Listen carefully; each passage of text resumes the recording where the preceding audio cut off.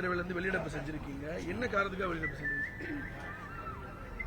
இன்னைக்கு கல்வித்துறை மானிய கோரிக்கை. கல்வியில் மேம்படலைங்கிறதுக்கு ஒவ்வொரு ஆண்டும் 10ஆம் வகுப்பு 12ஆம் வகுப்பு தேர்ச்சி விகிதம் ரிசல்ட் வருது. அந்த ரிசல்ட்டில் பார்த்தீங்கன்னா கடைசியில் இருக்கிற மாவட்டங்கள் வன்னியர்கள் வாழக்கூடிய 16 வட மாவட்டங்கள் தான். இந்த நிலைமை மோசமாக இருக்குது.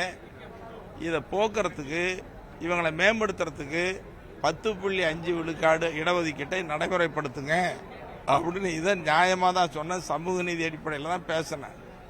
அமைச்சர்களை பேரவைத் தலைவர் எந்திரிச்சு இது அரசியல் கூட்டணி, நீ கூட்டணி டெல்லியில் கேளுங்க, இது அரசியலுக்காக பேசுறீங்க அப்படின்னு திசை திருப்புறாங்க. அதுவல்ல உண்மை நிலைமை. இப்போ சாதிவாரி கணக்கெடுப்பு என்பது தனி பிரச்சனை. வன்னியர்களுக்கு 10.5 விழுக்காடு உள்ளொதுக்கீடு இது தனி பிரச்சனை. 2 கட்டமாக தான் பார்க்கணும் நம்ம.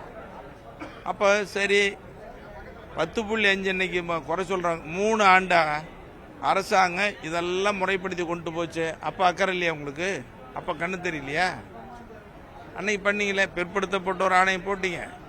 மதுரை உயர்நீதிமன்றம் வழக்கு ரத்து பண்ணப்ப அரசு தானே மேல்முறையீடு பண்ணிச்சு, உண்மையை உணர்ந்து தானே பண்ணிச்சு. அந்த உண்மையை உணர்ந்ததன் அடிப்படையில் இப்போ 3 வருஷம் ஆச்சு, நடைமுறைப்படுத்துங்கன்னு தான் கேட்குறோம், வேற ஒன்றும் கேட்கல. இப்போ அமைச்சர் சொல்றாங்க இதில் நம்மகிட்ட பொருளாதார ரீதியா எந்த தரவுகளும் இல்லை, ஆனால் இது மக்கள் தொகை கணக்கெடுப்போடு சேர்ந்து சாதிவாரி கணக்கெடுப்பு எடுத்தாதான் இதை உள்ளுதவிக்கு கொடுக்க முடியும் அப்படின்னு அமைச்சர் சொல்றாரு. முதலமைச்சர் அதை முன்மொழிஞ்சு தான் பேசுறாரு.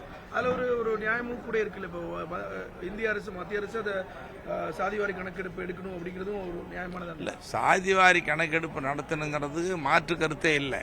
அந்த பிரச்சனை தனி. சரி, இப்போ இஸ்லாமியர்களுக்கு இடஒதுக்கீடு வழங்கப்பட்டது 3.5 விழுக்காடு, அருந்ததியர்களுக்கு 3 விழுக்காடு இடஒதுக்கீடு. அது மாதிரி பிற்படுத்தப்பட்டவர்கள் 108 சமுதாயத்திற்கு வன்னியர் உட்பட எம்பிசி மிக பிற்படுத்தவர் 20 விழுக்காடு. எந்த அடிப்படையில் என்ன சாதிவாரி கணக்கெடுப்பு நடத்த பண்ணாங்க? இல்லை. மாநில அரசாங்கத்துக்கு அதிகாரம் இருக்கு, தோராயமாக கணக்கு வச்சு பிற்படுத்தப்பட்ட ஒரு ஆணையத்தினுடைய பரிந்துரையின் அடிப்படையில் பண்றாங்க. இது தமிழ்நாட்டில் நடந்த வரலாறு.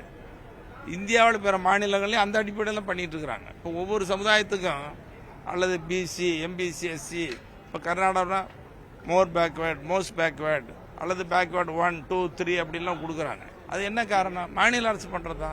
இதுக்கு எதுக்கு சாதிவாரி கணக்கெடுப்பு? சாதிவாரி கணக்கெடுப்பு என்பது தனி.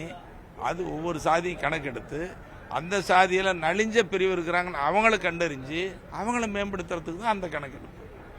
அது மத்திய அரசு பண்ணணுங்கிறது இல்லை, மாநில அரசாங்கமே பண்ணலாம். இது உச்சநீதிமன்றமும் சொல்லியாச்சு. இடைத்தேர்தலை விக்கிரவாண்டி இடைத்தேர்தல் மனசில் வச்சுதான் பேரவையில் இதை பதிய வைக்கணும் அப்படின்னு சொல்றதா அமைச்சர் அவரு வேணும்னு திட்டமிட்டு கொச்சைப்படுத்துறதுக்கு பேசுறாரு. சரி, இன்னைக்கு தான் கொஞ்சம் பேசுனீங்க. போன கூட்டத்தொடரில் நிதிநிலை அறிக்கை தாக்கல் செஞ்ச கூட்டத்தொடரில் பொது விவாதத்தில் நான் இதே தான் பேசினேன். பரிசீலனை எடுத்துக்கிறது அமைச்சர் பதில் சொன்னார், முதலமைச்சர் சொன்னார். அதுக்கு முன்னாடி நடந்த கூட்டத்திலையும் பேசினேன். முதலமைச்சர் நான் அரசு அதிகாரிகளோடு சட்டவடம் கலந்து பேசி நடவடிக்கை எடுக்கிறேன்னு சொன்னார்ல. அன்னைக்கு சரிதானே? அன்னைக்கு தேர்தல் இல்லையே, தேர்தலுக்காக பேசலையே. நன்றி.